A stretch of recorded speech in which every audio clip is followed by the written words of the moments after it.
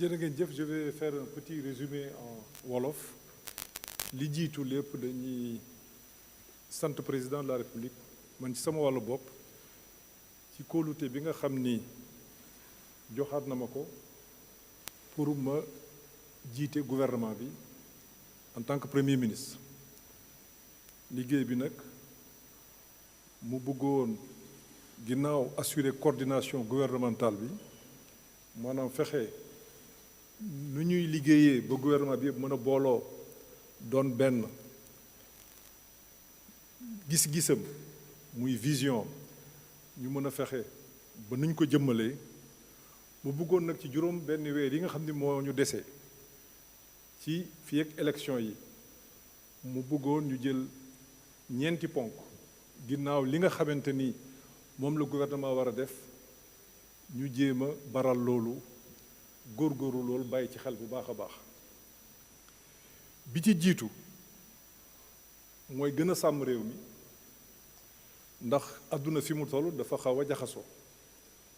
gouvernement bi war na cee bàyyi xel ñu sàmm réew mi bu baax a baax a baax ñu ngi jëm ci élection fexe ba élection yi yàlla yóbbuñu ci jàmm ñu def ay élection yu mucc ayib. leneen li nga xam ni président sant nañu ko ci wàllu koom-koom ñu fexe ba nga xam ni liy yokk koom-koomu réew mi ñu gën cee taxaw fexe ba njëg yi ñu xeex ak moom ndax àdduna bi ni mu bindoo tey njëg yi yëf yi metti na lool rawatina yi nga xam ne dañ koy jënd ci bitim réew. nee na gouvernement bi lañ ca defoon nañ ko dolli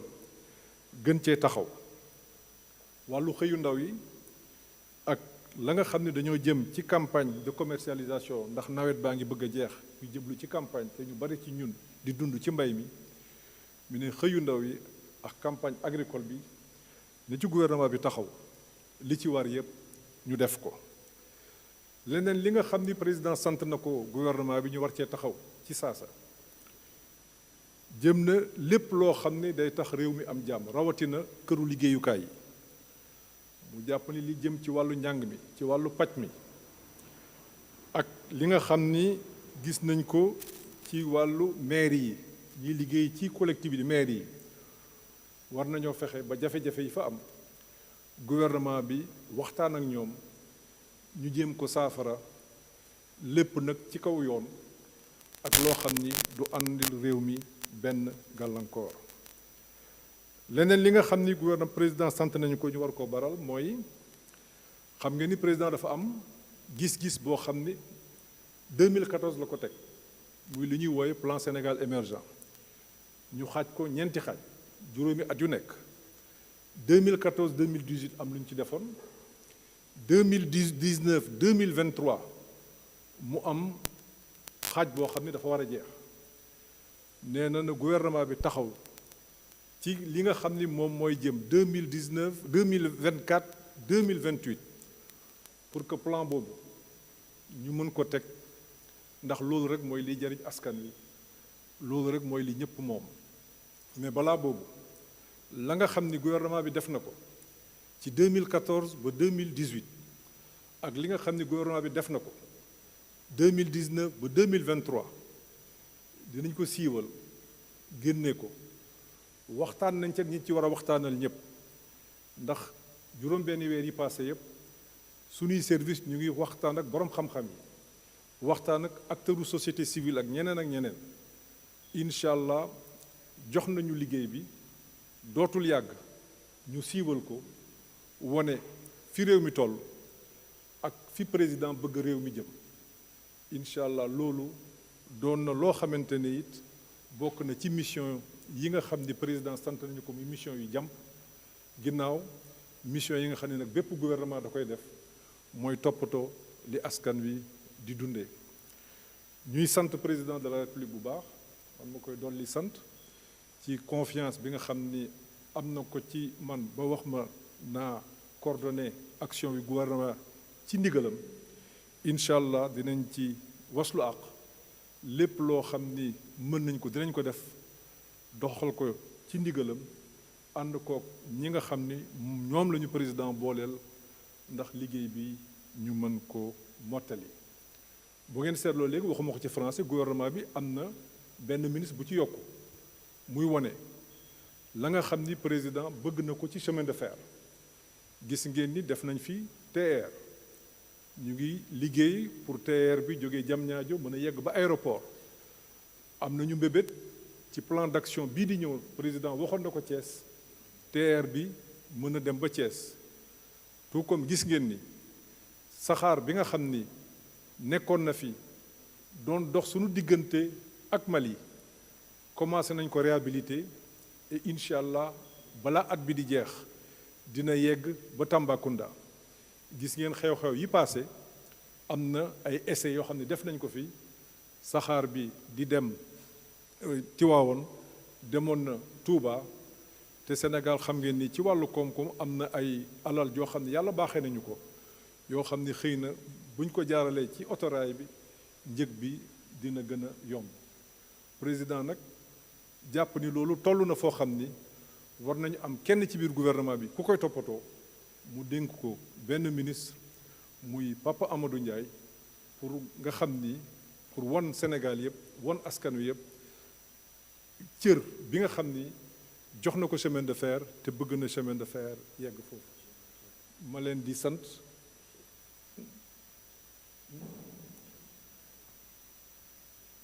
am na it mi mu koy fàttali léegi li nga xam ni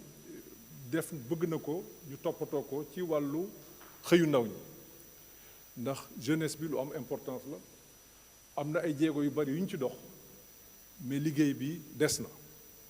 dinañ ko gën a baral gën ko yokk ginnaaw bu ñu defee évaluation li nga xam ne jot nañ ko fi def ci xëyu ndaw yi ndax gouvernement bi def na ci alal ju takkoo takku am na ay emploi yu baree bari mais ni ko président bëggee action publique bu ñu mënti posé bu mu mënti nekk ci secteur bu mu mënti nekk bu plan bi jeexee dañuy jàkkaarloog waa Sénégal yëpp jàkkaarloog communauté internationale yëpp nekkat alal ji la ñu amoon lii lañ ci def nii lañ ko defee ku nekk wax ci sa xalaat pour que loolu bu ñu gisee li nga xam ni dafa doon dañ ko war a continuer ñu continuer ko bu ñu gisee li nga xam ne ci biir action bi mën nañ ko améliorer loolu aussi ñu jublu ci ndax président li mu sant gouvernement bi mooy lépp lu ñuy def rek dañ ko def ci transparence surtout ñu waxtaan ceeg askan bi ndax ñoom la ñuy liggéeyal kon may sant ñëpp di gërëm ñëpp di leen remercier. Voilà, je ne vais pas tout de suite en français dire que effectivement le gouvernement a un nouveau ministre en charge du transport du secteur ferroviaire.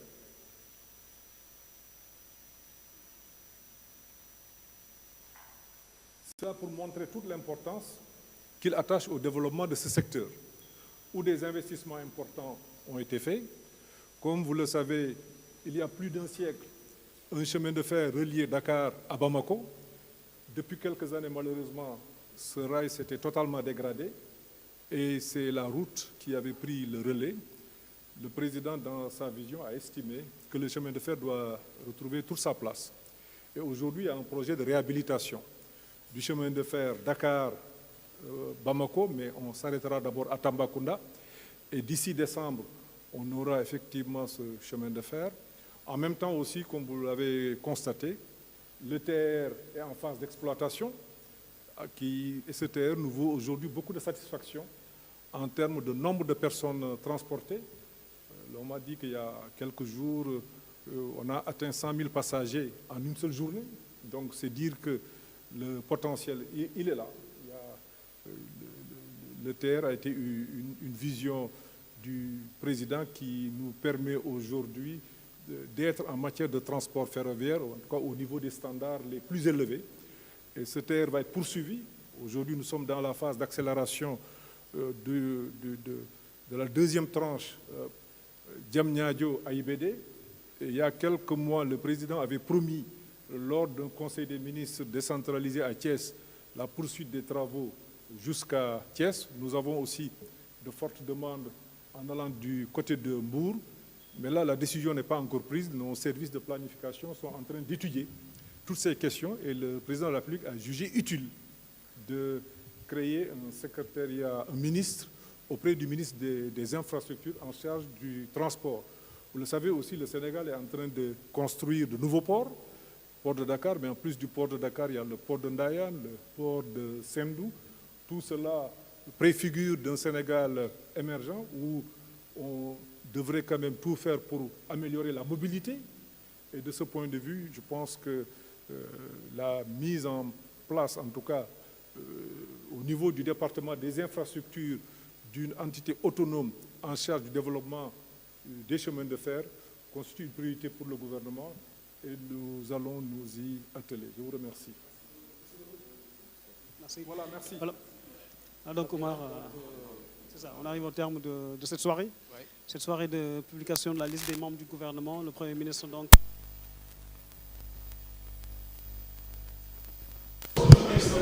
Vai, vai, vai, vai.